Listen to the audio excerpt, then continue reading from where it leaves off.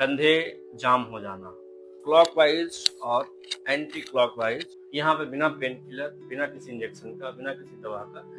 Hello everyone, आज हम आपको सबसे कॉमन जो जॉइंट्स पेन है उसके बारे में हम बता रहे हैं। कॉमन जॉइंट्स पेन तो बहुत सारे हैं, लेकिन जिसमें से सबसे ज्यादा है आपका कंधे का भी जाम, कंधे जाम हो जाना।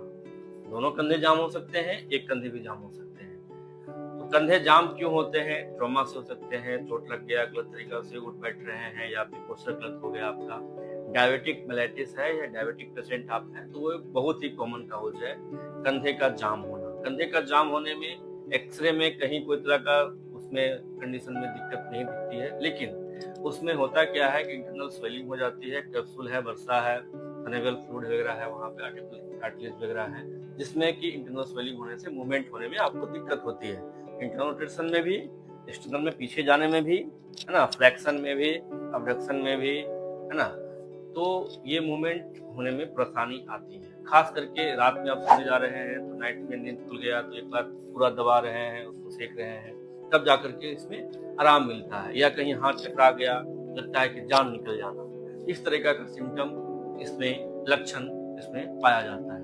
डिटेल ना जाते हुए हम बताते हैं आपको कि इसमें कैसे आप अपने चीज को पहचान सकते हैं और इसको ट्रीटमेंट कैसे आप अपने घर में रह करके 2-3 एक्सरसाइज करके आप इसको देख सकते हैं। ठीक है, तो इसमें बस यही होता क्या है कि जो मूवमेंट है लॉक हो जाता है। जैसे यहाँ देखिए, ये आपका ह्यूमरस बोन हो गया, ये आपका स्केपुला है, ये क्लेविकल है, ये चीज मिल करके ज्वाइंट्स फॉर्म करता है। ठीक है, ये कॉम्प्लेक्स ज्वाइंट है, यहाँ पे 4 ज्वाइंट फॉर्म होता है, ठीक है ना।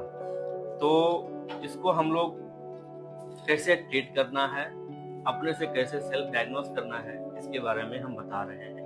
जो पेन होता है उसके बारे में हम चर्चा कर ही चुके हैं। दूसरी चीज क्या है, अगर इस तरह का तकलीफ है तो नजदीकी डॉक्टर से या फिजियोथेरेपिस्ट से मिलिए, अपने दर्द को आराम दिलवाइए, और अपने घर में क्या करना है उसके लिए हम 2-3 एक्सरसाइज आपको बता रहे हैं। जैसे दोनों हाथ को इस कंधा पर रखना है, हैंड को, अब क्लॉकवाइज और एंटी क्लॉकवाइज इस तरीका से इसको घुमाना है। ठीक है, अगर ये सट जाए इसमें कोहनी में दोनों और बड़ा सा जीरो बने तो और बेहतर है। ठीक है, ये कर सकते हैं आप।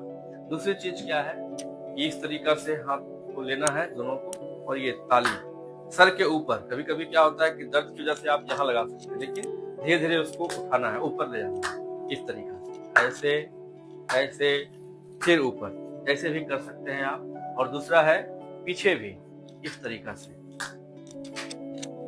इस तरह से करने से थोड़ा सा तकलीफ तो होगी आपको, लेकिन ये एक्सरसाइज करने से आपको काफी आराम मिलेगा, मोबिलिटी आपकी बनी रहेगी। इसमें तकलीफ भी आती है, अगर परेशानी है तो कुछ पेन किलर वगैरह ले सकते हैं, लेकिन अगर फिजियोथेरेपी सेंटर के पास आप होते हैं तो यहाँ पे बिना पेन किलर, बिना किसी इंजेक्शन का, बिना किसी दवा का आपका शोल्डर या जो आपका कंधा जाम हो गया है उसमें काफी आपको निजात मिलेगी। दूसरा क्या है कि इसको हाथ को दोनों को पकड़ के ऐसे धीरे धीरे खींच सकते हैं, ये, ठीक है, इस तरीका से भी कर सकते हैं। तौलिया लेकर के इसको पीठ को जैसे पोंछते हैं हम लोग, उस तरीका से भी आप इसको कर सकते हैं। ये एक्सरसाइज सिर्फ घर में करना है। तकलीफ इसमें अगर होती है तो प्लीज हमारे सेंटर पे आइए, नंबर डिस्प्ले किया जा रहा है, हमारा एड्रेस आपको पता ही है, सगुना मोड़ पे है। और अगर विशेष कहीं कोई तरह का तकलीफ है तो आप फोनिंग से भी हमसे संपर्क कर सकते हैं। धन्यवाद।